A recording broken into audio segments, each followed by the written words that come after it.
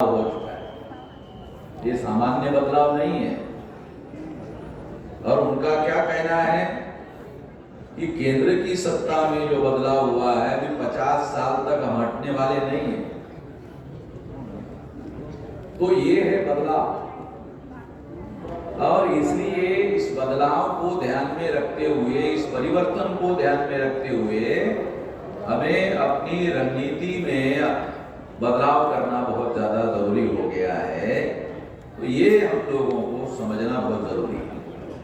इसलिए ये बात मैं आप लोगों को समझाने के लिए विषय रखा गया है कि ये जो परिस्थिति बदली है, इस बदली हुई परिस्थिति में हम लोगों को संगठन बनाने की रणनीति में बड़ा बदलाव करने की जरूरत है। और वो बड़ा बदलाव ये है कि हम आने वाले समय में आंदोलन करने पर और आंदोलन को जन आंदोलन बनाने के ऊपर सबसे ज्यादा जोर देने वाले हैं।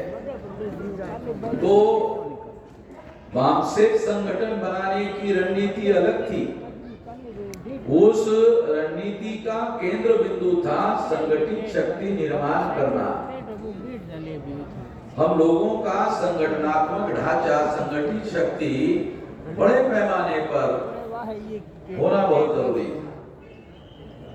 और इसलिए बड़े पैमाने पर आज 31 राज्यों के 567 जिलों में संगठन का जाल फैला हुआ है और 3000 के लगभग तहसीलों में संगठन का जाल फैला हुआ है, 6500 तहसीलों में से, और 22,000 से ज्यादा ब्लॉक में और 1.5 लाख से ज्यादा गांवों में संगठन का जाल फैला हुआ है।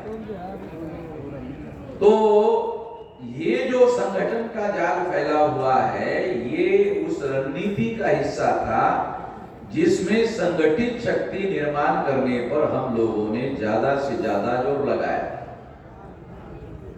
इस वजह से इतनी बड़ी संगठित शक्ति निर्माण हुई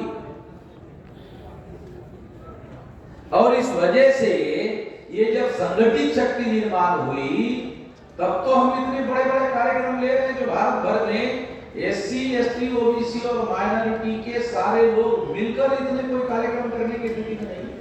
जितने बड़े कार्यक्रम हम ले रहे हैं उतने बड़े कार्यक्रम